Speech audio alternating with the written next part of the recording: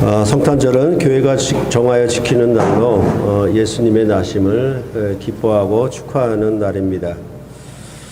교회는 이날에 기쁘다 구주 오셨네 라는 찬양을 부르며 기뻐 지냅니다.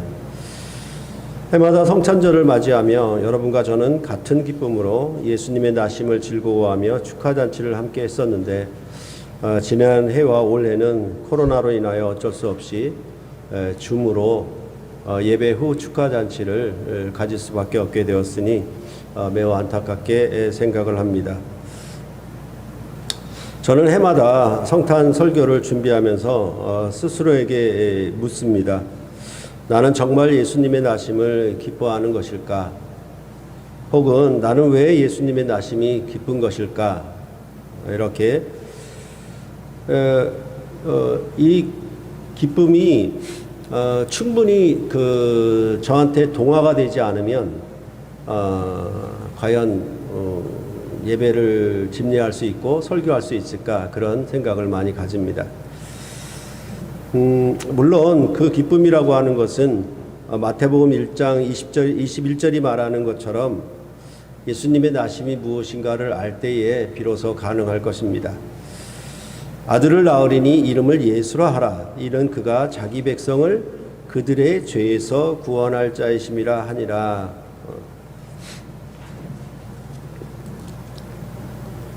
이것을 알게 되는 것, 즉 자기 백성을 그들의 죄에서 구원할 자이기 때문에 기뻐하는 것이 맞습니다. 이것을 누가복음에서는 이사야 61장 1절과 2절을 인용하면서 예수님의 나심은 가난한 자에게 복음을 전하게 하시려는 목적이었다라고 말씀을 해 주었습니다. 그러면 예수님의 나심은 그의 일을 하기 위하여 나심인데 이렇게 그의 일을 하기 위하여 먼저 예수님에게 성령으로 기름을 부었다라고 말씀을 합니다.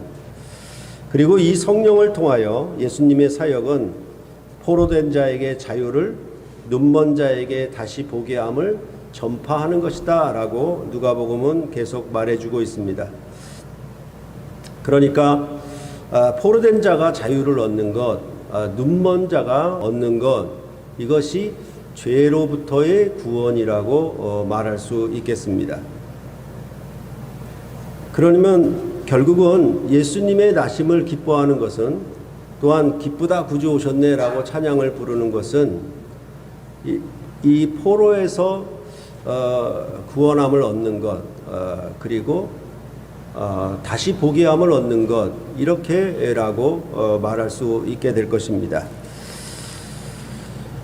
그러면 우리는 포로에서 자유를 얻는 것은 감옥에서 나오는 것과 같고, 눈먼 자가 다시 보게 되면 그걸 들을 때 사실 언뜻 잘 이해가 되질 않습니다. 물론 맹인이었다가 눈을 떠 다시 보게 되면 말로 할 수 없는 큰 기쁨이 있을 것은 지극히 당연합니다. 그런데 맹인이 아닌 자들은 이것이 어떤 기쁨인지 확실히 알 수가 없고 느낄 수도 없습니다. 여러분과 저는 더더구나 포로가 된 적도 없으니 이 역시 어떻게 보면 이것이 어떤 기쁨인지 확실히 알 수도 없을지 모르겠습니다. 그래서 예를 들자면 저는 군대에 있을 때 누가 나에게 온다라는 일로 기뻐했던 적이 있습니다. 면회를 온다는 것이죠. 그러면 부대에서 나갈 수가 있고 무언가 해방감과 자유를 느낄 수가 있었습니다. 그러니까 누군가 면회를 온다는 것은 저로 하여금 군부대에서 자유를 얻는 것이었습니다. 그 면회를 오는 것은 매주 같은 사람이 와도 설레고 기뻐했을 것입니다. 그러니까 말을 좀 바꿔보자면 기쁘다 면회 오셨네 이렇게라고 찬양을 부를 수도 있겠죠. 근데 저는 이제 매주 면회 오는 그런 특혜는 누리질 못했습니다. 저희 동기 가운데 그 전남 여수에서 전라남도 여수에서 온 병력인데 저보다 한 15일 고참인데 이제 동기로 묶어줬거든요. 근데 이 동기는 그 전남 여수에서 강원도 화쪽까지, 그러니까 남쪽에서 북쪽 끝에까지, 남쪽 끝에서 북쪽 끝에까지 매주 면회를 오는 애인이 있었어요. 그러니까 얼마나 부러웠겠습니까? 그럴세 이 면회를 온다는 소식이 이제 편지나 이런 걸로 알게 되면은 이 동기는 그 소식을 안 이후로부터 얼굴에 웃음이 떠나가질 않는 거예요. 그러니까 뭐 어떤 훈련이 있건 어떤 작업이 있든 어떤 지시와 명령이 떨어지든 간에 면회를 온다는 기쁨이 이렇게 입이 찢어지게 귀에 걸리도록 그렇게 기쁨이 항상 함께했던 그런 얼굴을 우리가 볼 수가 있었습니다. 그렇다면 이 면회를 나가는 것은 결국은 뭐냐 하면 군대의 법에 속해서 살다가 잠깐이라도 애인과 같은 민간인으로서 군인이 아닌 군인이긴 맞는데 군대 생활하는 것과는 다른 민간인으로서의 삶을 누릴 수 있는 자유가 있었을 것이고, 또한 애인의 얼굴을 그런 의미로 뭐 매주마다 보는 거는 하겠지만 다시 보게 되는 것이겠죠. 그 다시 보게 되는 기쁨을 누리는 것이라고 할 수가 있을 것입니다. 그러니까 기쁘다 구주 오셨네, 자기 백성을 그들의 죄에서 구원할 자를 뭐라고 얘기하냐면 포로로부터 나오게 하는 것, 자유를 함을 얻는 것이고, 그 다음에 눈먼 자가 다시 보게 함을 얻는 것이라는 의미가 이런 케이스가 된다라고 하면 마치 면회가 와서 기뻐하고 즐거워하는 것처럼 그런 케이스랑 비슷한 건 아니지만은, 그래도 예를 들어 설명한다라고 하면 우리가 해마다 맞이하는 성탄절은 그런 의미에서 해마다 이것을 기뻐하고 또한 설레고 즐거워할 수 있지 않겠는가, 이렇게 생각을 해보고 있습니다. 예전처럼 뭐 거리에서 그 캐롤이 울려 펴지고 성탄절이라고 막 사람들이 들떠서 그렇게 지내는 시절은 차츰 사그라지기도 했고, 더구나 코로나로 인해서는 아예 뭐 무덤덤하기까지 여겨질 정도로 그런 상황이 되었지만은, 사실은 여러분과 저는 마치 기쁘다 구주 오셨네의 이 찬양을 부르면서 우리가 포로로부터 자유함을, 눈먼 자가 다시 보게 되는 그런 기쁨이 여러분에게 해마다 맞이하는 성탄절이지만은 항상 함께하기를 바라고, 또 저도 그렇게 누리고 기뻐하리라고 생각을 하고 있습니다.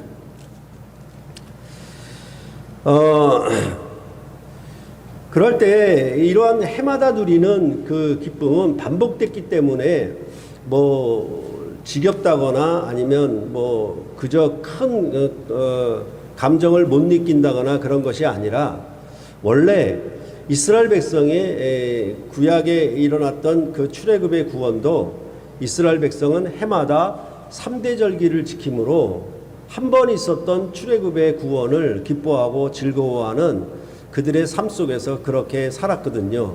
그러니까 그들의 시간적인 삶도 사실은 뭐냐 하면 이스라엘이 애굽에서 나온 구원의 기쁨을 3대 절기를 통해서 즐거워함으로 기뻐함으로 그들은 성회, 즉 큰 잔치를 벌였다라고 그렇게 역사적으로 우리에게 증거하고 있는 것입니다. 그처럼 교회가 성탄절을 지키는 것도 이 교회가 정한 날을 통하여서 교회가 예수의 나심, 기쁘다 구주 오셨네라는 그런 기쁨을 해마다 맞이하고 즐거워하려고 그렇게 이 날을 지킨다라고 할 수가 있겠고, 그렇기 때문에 우리의 그 해마다의 시간적인 삶 속에서도 예수 다시 오심의 기쁨을, 예수 오심의 기쁨을 여러분과 함께 늘 누렸으면 하는 것입니다. 그랬을 때에 이사야서가 말을 했던 포로된 자에게 자유를 이라는 말씀은 역사적 배경을 가지고 있는 말입니다. 구약 역사에서 애굽의 포로에서 자유를 얻은 옛 출애굽의 역사가 있고, 바벨론의 포로에서 자유를 얻은 새 출애굽의 역사가 있습니다. 어쩌면 두 출애굽의 역사가 포로가 되었던 이방 땅에서 시온으로 돌아오는 똑같은 일의 반복인 것처럼 보이지만은 이사야서는 이 둘을 똑같이 보지를 않았습니다. 이사야는 바벨론의 포로에서 자유를 얻는 새 출애굽을 가리켜 새 일이라고 하였습니다. 그래서 이사야서 48장 6절로부터 7절에 이제부터 내가 새 일 곧 내가 알지 못하던 은비한 일을 내게 듣게 하노니 이 일들은 지금 창조된 것이요 옛 것이 아니라 오늘 이전에는 내가 듣지 못하였으니 이는 내가 말하기를 내가 이미 알았노라 하지 못하게 하려 함이라 라고 말씀해 주고 있습니다. 그러니까 이전에는 듣지도 알지도 즉 경험하지도 못했던 새 일을 행하는 것이라고 말씀하고 있는 것입니다. 그럴 때 사실 물리적으로 애굽에서 돌아오는 일이나 바벨론에서 돌아오는 일에 대해서는 오히려 쉬운 일이라고 할 수 있겠습니다. 그래서 이사야서 49장 6절에 이스라엘 중에 보존된 자를 돌아오게 할 것은 매우 쉬운 일이라 라고 말씀하고 있습니다. 즉 바사왕 고레스를 여호와 하나님의 목자로 세워서 바벨론을 심판하고 그 사로잡힌 곳에서 다시 시온 땅으로 돌아와 예루살렘 성전을 건축하는 일은 쉬운 일이다 라고 말을 해주고 있습니다. 하나님은 이스라엘의 범죄 때문에 바벨론의 포로가 되었던 이스라엘 백성이기 때문에 이제 바벨론에서 돌아오게 하는 일은 그 물리적으로 돌아오는 것 그것은 쉬운 일이지만은 그보다 더 중요한 일은 이제 죄를 사하는 일이 될 것이라고 말씀을 하고 있는 것입니다. 그래서 이사야서 43장 25절에 나고 나는 나를 위하여 내 허물을 도말하는 자니 내 죄를 기억하지 아니하리라 이렇게 말씀을 하고 있는 것입니다. 그렇기 때문에 옛 출애굽과 새 출애굽은 같이 이방 땅에 흩어졌다가 이방 땅에 포로가 되었다가 돌아오는 그런 역사적인 반복이긴 해도 바벨론에서 돌아오는 이 새 출애굽의 일들은 바벨론에서 돌아오는 것으로만 끝나는 것이 아니라 이제 죄로부터의 구원이 있어질 것이기 때문에 이것은 이전에 듣지도 알지도 못했던 새 출애굽 곧 새 일이라고 그렇게 이사야서는 말을 하고 있는 것입니다. 옛 출애굽 때는 모세로 말미암아 애굽의 바로 왕을 굴복시키고 포로가 되었던 이스라엘 백성을 구원했습니다. 새 출애굽 때는 이방 왕인 고레스로 말미암아 바벨론을 굴복시키고 포로가 되었던 이스라엘의 남은 자들을 구원했습니다. 이러한 새 출애굽의 구원은 제3의 구원이어야 합니다. 왜냐하면 자기 백성을 그들의 죄에서 구원하여야 하기 때문입니다. 그러므로 새로운 왕이 오실 것입니다. 그 왕은 어떤 왕이십니까? 자기 백성의 죄를 인하여 고난을 받는 왕이시라고 이사야서는 말해주고 있습니다. 그리하여 죄를 사하심으로 죄와 흑암의 권세 아래 포로가 되었던 자들을 구원하시되 이 구원은 모든 땅 끝까지 이르러 모든 만민을 구원하게 될 것이었습니다. 그런데 우리는 죄사함의 왕이 오셔서 우리의 모든 죄를 사하여 주었다는 것만 믿는 것이 구원이라고 가르침을 받아왔습니다. 그 구원의 확신을 늘 가지고 어떠한 죄도 주님께서 사하여 주실 것이라는 믿음을 가져야 한다라고 배웠습니다.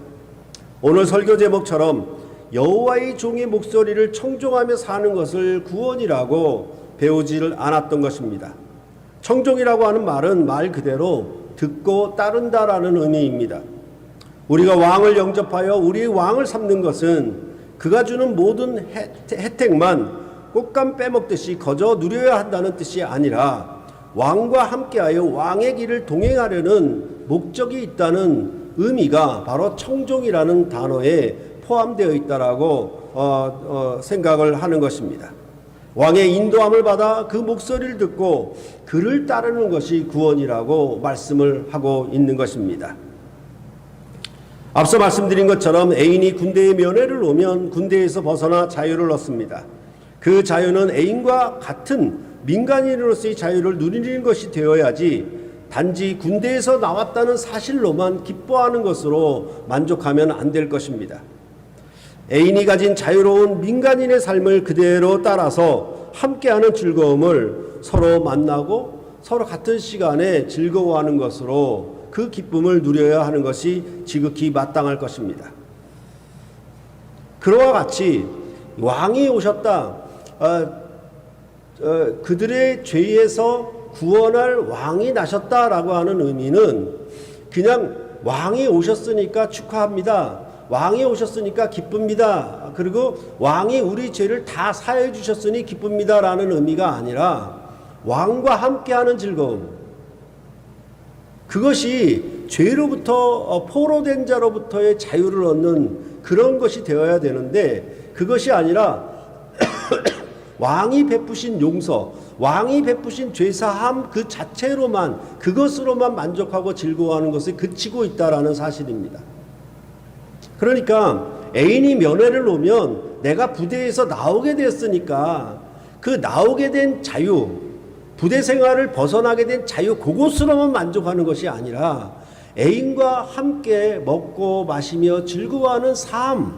그래서 잠시 군인 신분을 놓아두고 애인과 같은 민간인으로서의 삶을 함께 즐거워하는 자유, 그것이 곧 기쁨이 되어야 되는 것인데 그런 것은 생각하지 못하고 그냥 죄로부터 감옥에 gat혀 있다가 그 죄를 사해 주니까 나는 감옥에서 탈출했다라고 하는 자체로만 만족하고 그것이 구원의 확신이 된다라고 하는 생각은 정말 우리가 사는 삶에 전혀 맞지 아니하는 그런 의미가 된다라고 할 수 있겠습니다. 그래서 보라 구주가 나셨다. 기쁘다 구주 오셨네라고 했을 때 구원한 자가 오셨다라고 하는 그 기쁨이 우리가 어떻게 기쁨을 누려야 하는 것인가에 대하여 오늘 이 성탄절에 다시 한번 여러분과 함께 생각을 해보고자 하는 것입니다. 이사야서가 말하는 이스라엘 백성의 범죄는 무엇이었습니까? 그들이 하나님으로부터 받은 심판의 원인은 크게 두 가지입니다. 하나는 애굽을 의지한 것이었고 다른 하나는 하나님 앞에서의 교만이었습니다. 이것은 하나님과의 언약을 깨뜨린 배역이었고 하나님의 권능을 의뢰하지 아니하고 이방 왕의 권세를 더욱 의지함이 바로 이스라엘의 범죄였던 것입니다. 그러니까 이것을 어떻게 보면 두 가지이긴 하지만 사실은 하나예요. 하나님과 함께하는 그런 언약 관계를 저버린 것이고 그 다음에 그 언약 관계를 저버렸다라고 하는 것은 하나님과 왕과 백성의 관계를 저버린 것이어서 이제 이 왕은 이스라엘에게 전혀 도움이 되지 않는다. 오히려 이방 왕의 권세를 의지하는 것이 낫다라는 의미로 이스라엘 백성은 그런 그 권세를 의지하는 그런 교만이 그들에게 있었기 때문에 결국은 이스라엘 백성은 바벨론의 포로가 되는 그런 심판을 당했던 것이었습니다. 그때 이제 이 70년간의 포로 생활, 즉 감옥에서 감옥살이한 것처럼 그 복역이 끝나고 하나님은 이사야서 40장으로부터 48장에 이르기까지 이제 고레스를 통한 바벨론으로부터의 구원을 예언함으로 자기 백성을 위로하셨다라고 말씀해 주고 있습니다. 그러므로 이 구원을 이스라엘 백성은 크게 기뻐하며 노래를 불러야 했습니다. 이사야서 49장 13절과 같은 그런 노래가 되어야 할 것이죠. 하늘이여 노래하라, 땅이여 기뻐하라, 산들이여 즐거이 노래하라. 여호와께서 그의 백성을 위로하셨은즉 그의 고난당한 자를 긍휼히 여길 것임이라. 그러나 이스라엘 백성은 하나님이 자기들을 잊어버리셨고 언약관계는 파괴되어 이혼 증서를 받았다고 여기고 있었습니다. 일방적으로 하나님이 자기들을 버리셨다고 원망한 것입니다. 순전히 그들의 배역 때문이었는데 이렇게 원망하고 불평하여 아무도 한 사람도 이 구원에 대답하고 응답하는 자가 없었다라고 말할 정도였습니다. 또한 이스라엘 백성은 과연 하나님이 자기들을 구원하실 능력이 있는가, 여기에 대해서도 의구심을 품었습니다.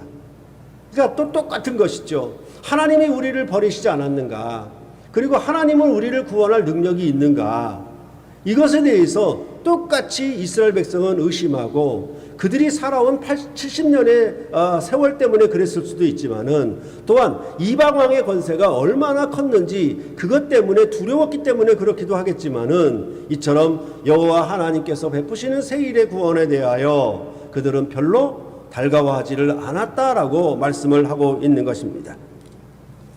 이렇게 이스라엘은 구속의 때가 다 되었어도 여호와께서 찾아오셨어도 아무도 대답하지 않을 만큼 여호와의 구속에 대하여 의심하고 있었고 여호와의 능력을 믿지 못하고 있었던 것입니다.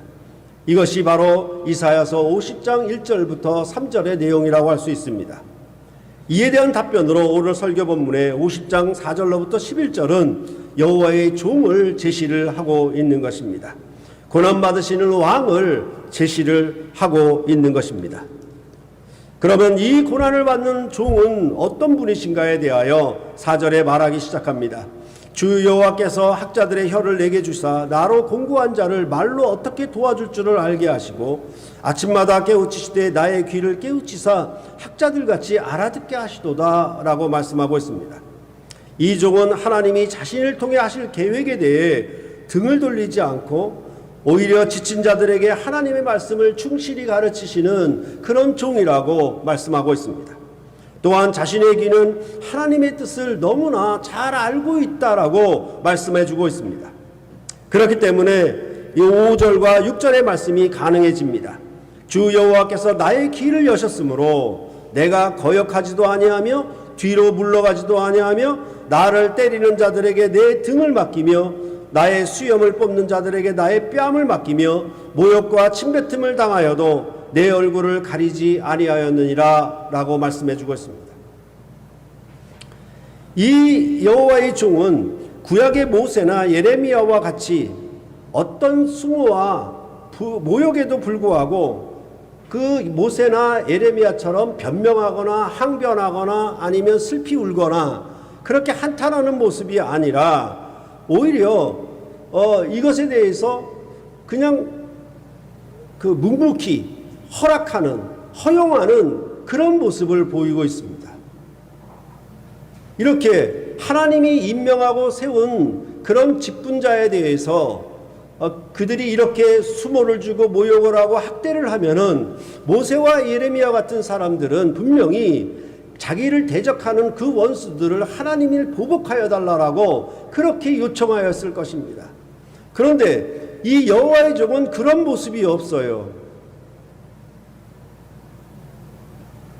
그러면 어떻게 이러한 태도가, 이러한 자세가 가능했겠습니까? 그것을 7절과 8절이 답을 하고 있는데 주 여호와께서 나를 도우심으로 그래서 내가 부끄러워하지 아니하고 내 얼굴을 부싯돌같이 굳게 하였으므로 내가 수치를 당하지 아니할 줄을 아노라 라고 말씀을 하였습니다. 그러니까 내가 주께서 나를 도우시는데 그래서 이런 수치와 부끄러움을 부끄러움으로 모욕으로 수치로만 여기지 아니하고 오히려 내 얼굴이 부싯돌같이 굳게 되었다라고 단단하게 되었다고 어찌 보면 뻔뻔하게 되었다라고 그렇게 여기서 말씀을 하고 있는 것입니다. 그러면서 그 얼굴이 부싯돌같이 된 그 굳게 된 그런 표현이 무슨 표현이냐면 이렇게 얘기를 하는 겁니다. 나를 의롭다 하시는 이가 가까이 계시니 나와 다툴 자가 누구냐? 그러니까 주 여호와께서 나를 도우시기 때문에 나는 부끄럽지 아니하고 부싯돌같이 내 얼굴이 굳게 될 수 있는데 그 부싯돌같이 굳게 된 의미가 뭐냐 하면 내가 나를 의롭다 하시는 이가 가까이 계시니 나와 다툴 자가 도대체 누구냐? 나와 함께 설지어다. 나의 대적이 누구냐? 내게 가까이 나올지어다 라고 말씀을 하고 있는 것입니다. 수염을 뽑히고 침뱉음을 당하고 모욕과 수치와 부끄러움을 당하는 가운데서도 얼굴이 부싯돌같이 강하여져서 나를 의롭다 하시는 이가 가까이 계시는데 나와 다툴 자가 누구고 나를 대적하는 자가 누구냐, 나를 고발할 자가 누구냐, 나를 정죄할 자가 누구냐, 이렇게 정말 강한 나를 도울 자가 나와 함께 계시니 이런 의미로 그 여호와의 종은 이런 모습으로 나타난 것이라고 말씀을 하고 있는 것입니다. 이것은 전적으로 하나님에 대한 신뢰를 드러내고 있는 것입니다. 심지어 얼굴을 부싯돌같이 굳게 하여 당당한 모습입니다. 나를 의롭다고 하시는 이가 가까이 계시니 감히 나와 다툴 자가 누구냐라는 그런 외침이 가능했던 것입니다. 앞에서 분명 한 사람도 없다고 아무도 없다라고 결정적으로 그렇게 말을 했는데 이제 그에 대한 대답을 결정적으로 9절에 함축하며 말해주고 있는 것입니다. 보라, 주 여호와께서 나를 도우시리니 나를 정죄할 자가 누구냐? 보라, 그들은 다 옷과 같이 헤어지며 좀이 그들을 먹으리라. 이렇게 말을 하고 있는 것입니다. 그러니까 나를 대적하는 자, 나와 다툴 자, 이들은 도대체 뭐냐? 그것은 옷이 헤어지고 좀이 먹어서 없어지는 것처럼 일순간에 있다가 없어지는 그런 권세자의, 그런 권능 능력을 가진 자에 불과하지 아니하느냐라고 이렇게 얘기를 하고 있는 것입니다. 그래서 정말로 여호와께서 나를 도우시니까 나를 정죄할 자가 누구냐라고 이렇게 마지막으로 보라, 주 여호와께서 나를 도우시니까 누가 나를 부끄럽게 한다 하더라도 내 얼굴은 강하게 부싯돌같이 될 것이고, 또한 나를 정죄할 자가 누구냐? 그들의 권력은 옷과 같이 헤어질 것이고 좀과 같이 먹어 없어질 것이라고 그렇게 말씀을 하고 있는 것입니다. 그러니까 여기에는 전체적으로 무엇을 담고 있는 것입니까? 주께서 나를 도우실 것이니, 주께서 나를 의롭다고 하셨으니, 이렇게 얘기하는 것은 이 주와 여호와의 종의 언약관계가 아주 단단하다는 얘기예요. 이거를 가운데 누가 껴서 그거를 허물 자가 없다라고 얘기하는 거예요. 또 하나 뭐냐면, 누가 나를 정죄할 자가 있겠느냐, 이렇게 얘기를 해서 그 정죄하는 자들, 나와 다툴 자와 나를 대적할 자들은 그들의 능력과 권세는 옷과 같이 정말 헤어져서 좀이 먹어 썩어 없어지는 그것에 불과할 것이라고, 그러나 주 여호와의 나를 도우심은 그의 권력과 권세는 그들에게 비교해서 월등한 것이라고 그렇게 여기서 외치고 노래하고 있는 것입니다. 이처럼 여호와의 종은 끝까지 여호와를 신뢰했다, 또한 끝까지 여호와의 능력을 의지했다라고 말씀을 해주고 있는 것입니다. 바로 이 여호와의 종을 통해서 백성을 가르치시는 것입니다. 그래서 10절에 너희 중에 여호와를 경외하며 그의 종의 목소리를 청정하는 자가 누구냐? 흑암 중에 행하여 빛이 없는 자라도 여호와의 이름을 의뢰하며 자기 하나님께 의지할지어다 라고 말씀을 하고 있는 것입니다. 그러니까 이렇게 여호와의 종을 통해서 아무도 대답하지 않고 아무도 응답하지 아니하고 다 의심하고 여호와 하나님의 능력을 믿지 아니하는 가운데 있을 때에 한 사람, 한 종을 세우셨는데, 이 종은 어떤 종이냐? 이 종은 어떤 종이냐? 무사람을, 공고한 자들을 가르칠 종이라고 그렇게 말씀을 하고 있는 것입니다.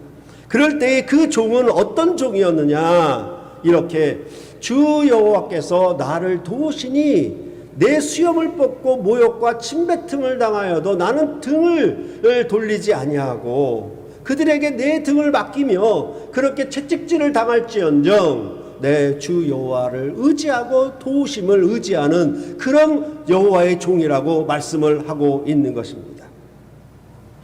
이것이 바로 뭐냐 하면, 이 여호와의 종을 이렇게 얘기하는 것은 흑암 중에 있는 자라도, 빛이 없는 가운데 있는 자라도 바로 이 여호와의 종을 청종하는 자들이 있을 것이라고, 이 여호와의 종의 가르침을 듣고 따르는 자들이 있게 할 것이라고 그렇게 이 여호와의 종을 왕으로 세웠다라고 말씀을 하고 있는 것이 바로 이 이사야가 말하는 새 출애굽, 자기 백성을 그들의 죄에서 구원할 자라고 말씀하고 있고, 그들의 죄에서 구원한다는 것은 포로된 자에게서 자유를 얻게 하는 것이고 눈먼 자를 다시 보게 하는 것이라고 그렇게 말씀을 하고 있는 것입니다. 그렇게 봤을 때 바로 눈먼 자가 다시 보게 되는 것은 무엇인가 하면, 본다라고 하는 것은 듣고 아는 것과 직결되는 것, 인식하는 것과 직결되는 것이기 때문에 결국은 뭐냐 하면은 이 여호와의 종의 목소리를 청종할 수 있는 것, 여호와의 종의 목소리를 들을 수 있는 자, 그것이 눈을 떠 다시 보게 되는 자예요. 바로 예수 그리스도를 보게 되는 자가 눈을 뜨는 자예요. 이전에 우리는 눈을 뜨지 못한 맹인이어서 이 세상만 보고 하나님의 아들에 대해서 전혀 볼 수 없는 자들이었는데, 그리스도 예수 안에서 이가 당하신 하나님을 향한 끝까지 순종하신 이 순종의 역사를 통하여 우리는 그 아들을 보게 되었고, 하나님이 기뻐하시는 자, 하나님이 사랑하시는 아들을 보게 된 것이에요. 그로 말미암아 우리는 그 목소리를 듣고 우리도 그를 따르는, 우리도 흑암 중에 있을지라도, 우리 중에 빛이 없을지라도 우리가 그의 음성을 듣고 따르는 존귀한 하늘나라의 백성들로 삼아주시는 그런 놀라운 새 출애굽의 새 일의 구원이 도래했기 때문에 바로 기쁘다 구주 오셨네, 이렇게 찬양을 부를 수 있다라고 말을 할 수가 있는 것입니다. 이와 상대적으로 여호와의 종의 가르침을 따르지 아니하고 거역하여 그를 죽이려 하는 자들은 고통이 있는 곳에 누울 것이라고, 불구덩이에 누워버릴 것이라고, 그렇게 그 저주와 심판을 선언하고 있는 것입니다. 그래서 11절에 보라, 불을 피우고 횃불을 둘러띈 자여, 너희가 다 너희의 불꽃 가운데로 걸어가며 너희가 피운 횃불 가운데로 걸어갈지어다. 너희가 내 손에서 얻을 것이 이것이라. 너희가 고통이 있는 곳에 누우리라. 이렇게 말을 하고 있는 것입니다. 그래서 여호와의 목소리를 청종하여 따라가는 자, 그리고 너희가 그 고통 중에 눕는 자, 그것을 축복과 저주로 이렇게 맞추어 주고 있는 것이 바로 이사야서 50장 10절과 11절의 말씀이라고 할 수 있는 것입니다. 말씀드린 바와 같이 바로 이러한 이사야의 예언대로 하나님의 아들 곧 메시아가 이 땅에 오셨습니다. 그는 자기 백성을 죄로부터 구원할 자이십니다. 예수님은 그의 사역을 시작하기 전에 성령을 받으셨습니다. 그로 말미암아 학자들의 귀와 혀가 열린 것처럼 하나님 아버지의 뜻을 그는 다 아셨습니다. 하나님은 이를 가리켜 내 기뻐하는 자, 내 사랑하는 아들이라고 말씀하셨습니다. 그리고 이 아들은 하나님의 부르심에 항변하거나 변명하지 않았습니다. 그는 아버지의 뜻을 아셨기 때문에 그가 당하는 모든 고난을 부끄러워하거나 슬퍼하지 않았습니다. 죽음에 이르러서도 끝까지 하나님 아버지를 신뢰했습니다. 죽은 자 가운데서 다시 일으키실 하나님 아버지의 권세와 능력을 의지했던 것입니다. 그로 말미암아 자기 백성을 죄의 권세로부터, 흑암의 권세로부터 건지시는 왕의 자리에 그는 오를 수가 있었던 것입니다.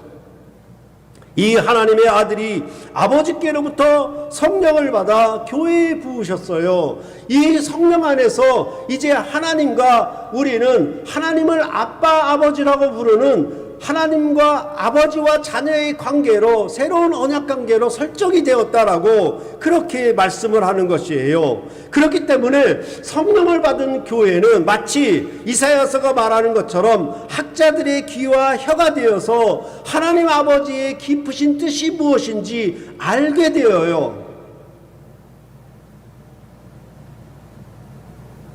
또한 죄와 사망의 종노릇을 하던 삶에서 탈출하여 예수 그리스도께서 교회에게 주신 자유함을 누릴 수가 있게 되는 것이라고 성경은 말해주고 있는 것입니다.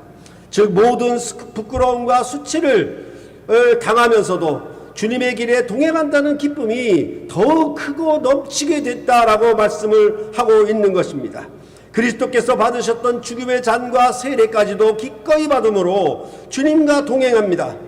그리하여 주님이 고난받는 종으로 교회를 가르치셨던 것처럼 교회도 제사장 나라가 되어 믿지 않는 이방인들에게 가르치도록, 정말 이 세상의 모든 삶으로부터 허무하고 헛된 죽음의 왕노릇하는 이 삶에 공고한 자고 지친 자들에게 하나님의 생명의 길이 무엇인지 가르침을 줄 수 있는 놀라운 제사장 나라로 우리를 세워주셨다라고 그렇게 말씀을 하고 있는 것입니다. 즉 죄와 사망을 벗어나는 영원한 참 자유와 영생의 길이 무엇인지 우리로 하여금 그 길을 비추는 빛과 소금이 되게 하셨다라고 그렇게 성경은 우리의 위치를 높이고 있다라고 말씀을 하고 있는 것입니다. 그래서 로마서는 예수 그리스도를 믿음으로 얻는 의로운 삶에 대하여 8장 1절과 2절에 이렇게 말한 것입니다. 그러므로 이제 그리스도 예수 안에 있는 자에게는 결코 정죄함이 없나니 이는 그리스도 예수 안에 있는 생명의 성령의 법이 죄와 사망의 법에서 너를 해방하였습니다. 기쁘다 구주 오셨네. 그가 오셔서 죄로부터 자기 백성을 구원할 그의 사역을 이루시면은 이제 그가 받으신 성령을 그 교회에게 부으시고, 또한 그가 걸으셨던, 그가 끝까지 하나님을 신뢰하며 의지하며 걸었던 그런 믿음, 그 의지적인 믿음을 교회에게 부여하여 주셔서 교회도 그 길을 함께 하시도록 그런 자유를 주셨다라고 말씀을 하고 있는 것입니다.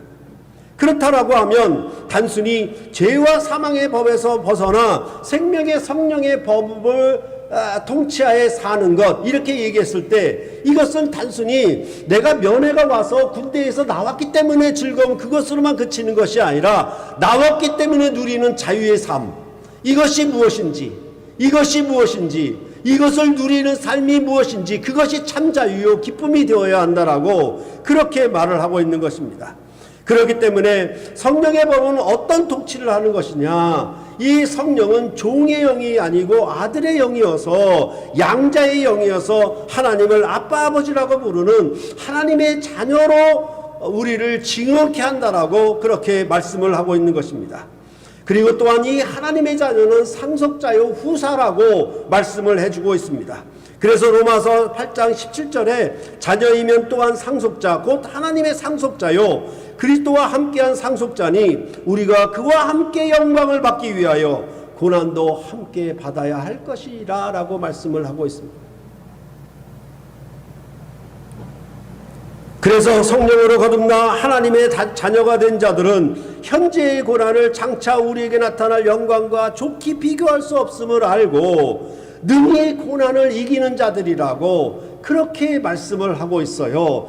예수 그리스도로 말미암아 성령으로 잉태된 새로운 사람이 등장했듯이 이제 성령으로 거듭난 새로운 인류들이 등장할 것이에요. 이 사람들은 하나님을 아버지라 부르는 하나님의 자녀들이요, 또한 하나님의 상속자들이라고 할 수 있어요. 그래서 예수께서 고난을 받으시고 하나님 보좌 우편에 그가 상속자의 우리 자리에 오르서 영광의 자리에 나아가신 것처럼 우리도 그의 고난에 동참하여 그 영광의 자리에 오르도록 초청받은 자들이라고 그렇게 우리의 구원을 말씀하고 있는 것입니다.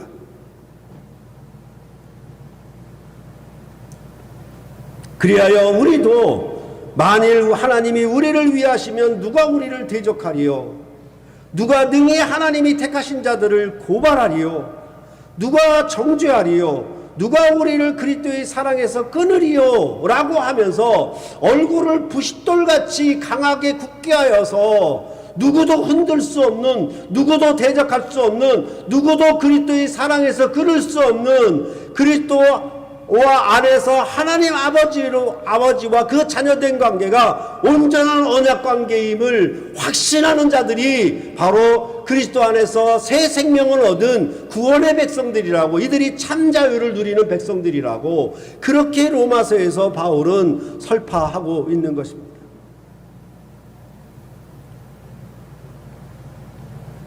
그래서 이 모든 일에 우리를 사랑하시는 이로 말미암아 우리가 넉넉히 이기게 될 것이라고 말씀을 하는 것입니다. 하나님이 모든 것을 주셔서 우리를 사랑하심으로 하나님의 자녀로서 의롭다고 하셨는데 누가 감히 우리를 대적하고 누가 우리를 정죄하겠습니까?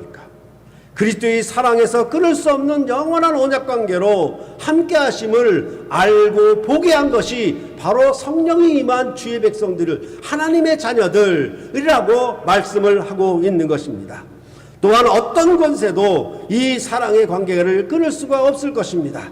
그래서 로마서 8장 38절과 39절에서는 내가 확신하노니 사망이나 생명이나 천사들이나 권세자들이나 현재일이나 장래일이나 능력이나 높음이나 깊음이나 다른 어떤 피조물이라도 우리를 우리 주 그리스도 예수 안에 있는 하나님의 사랑에서 끊을 수 없느니라. 여기에 총동원된 것은 정말 이 땅에 이 모든 역사에서 있어야 할 모든 권세자들을 총동원시켰습니다. 총동원시켜서 이들이 어떤 권세를 가지고 있다 하더라도 그리스도 예수의 사랑에서 끊을 수 없는 확신, 그것이 바로 예수를 믿고 의롭다함을 얻은 하나님의 자녀들에게 성령으로 말미암아 주어진 권능이라고, 그렇게 성경은 우리를 그렇게 세우고 있는 것입니다. 바로 이러한 확신, 이러한 자유를 누리며 사는 기쁨이 교회에게 임한 것이에요. 성탄절을 빌자해서 세상 사람들이 즐기며 술을 마시고 떠는 그런 모습이 아니란 말이에요.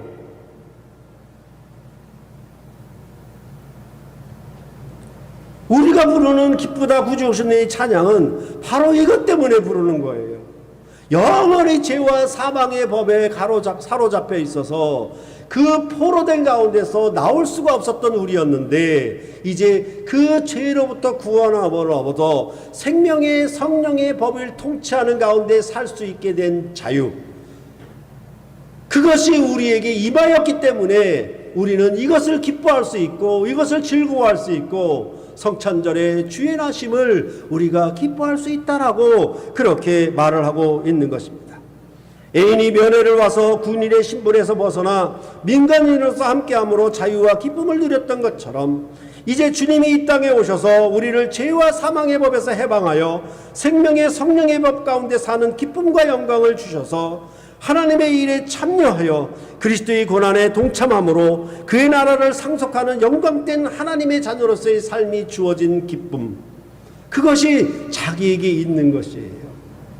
그래서 이전에 창조로부터 계속해서 거듭거듭 하나님을 신뢰하지 못하고 거듭거듭 무너졌던, 거듭거듭 언약을 파괴했던 그런 모든 역사를 끝내시고, 또한 하나님의 도우심을 의지하지 아니하고 이런저런 다른 것들을 의지했던 모든 반복된 역사를 끝내시고, 이제 메시아 여호와의 종을 보내심으로 이를 거룩한 한 사람으로 세워서 이 사람을 통해서 너희가 듣고 따르라고, 이 왕을 영접하여서 듣고 따르는 종을 주셨으니 이것이 너희에게 참 구원의 주라고, 그렇게 성경은 말씀을 하고 있는 것입니다. 그렇기 때문에 교회는 이 성탄절에 세상 사람들이 누리는 기쁨과 달리 그들과 구별된 거룩한 기쁨으로 이 기쁨을 누려야 하는 것입니다. 여러분은 이 자리에 초청을 받고 이 구원에 초청을 받고 있는 것입니다.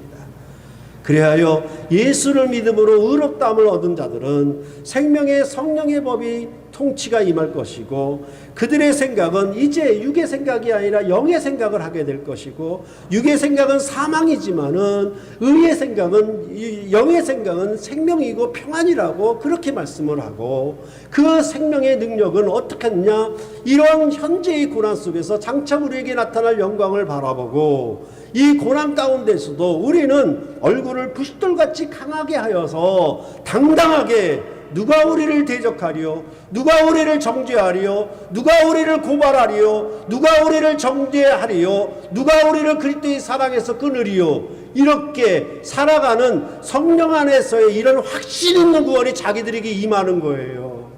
이것이 주의 오심으로 우리에게 이루어놓은, 그의 사역으로 이루어넣어서 성령 안에서 우리에게 준 열매라고, 여러분과 저를 그 믿음의 대열에 참여케 하신 구원의 역사라고 말씀을 하고 있는 것입니다. 그러므로 교회는 이렇게 코로나 상황에서 이것 때문에 전전긍긍하고 이것 때문에 걱정하고 의심하고 두려워 떠는 자가 된다라고 하는 것은 현재 일이나 장래 일이나 아무 다른 피조물이라도 예수 그리스도의 사랑에서 끊을 수 없는 그 권세를 의지하는 능력이 우리에게서 나와야 하는 것이, 오히려 현재의 군난은 장차에 우리에게 나타날 영광과 좋게 비교할 수 없는 하나님의 상속자로서의 그 영광과 구원이 여러분에게 주어졌으므로 이 모든 것에 대하여 당당하게 힘있게 두려워하지 않게 맞닥뜨리며 싸워 이겨나가는 것이 여러분에게 주신 구원이라고, 그것이 자유라고 그렇게 성경은 말씀하고 있는 것입니다. 그러나 만일 이런 왕을 영접하지 아니하고 그의 목소리를 듣고 따르지 않는 자들에게는 영원한 지옥불의 고통이 그들에게 있게 될 것이라고 성경은 언약적으로 선언을 하고 있는 것입니다. 오늘 성탄절의 기쁨이 어떤 기쁨인지 그것에 대해서 아시고, 이 기쁨은 매주 면회를 와도 기쁜 것처럼 해마다 성탄절이 오게 되면은 우리의 믿음이, 우리의 기쁨이 식어지지 아니하고 더더욱 큰 기쁨으로 맞이하게 된 기쁨의 성탄절이 되어야 할 것입니다.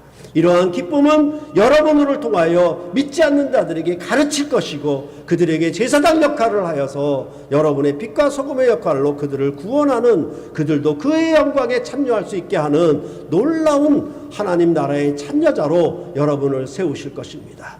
이 일에 기뻐하는 자는 바로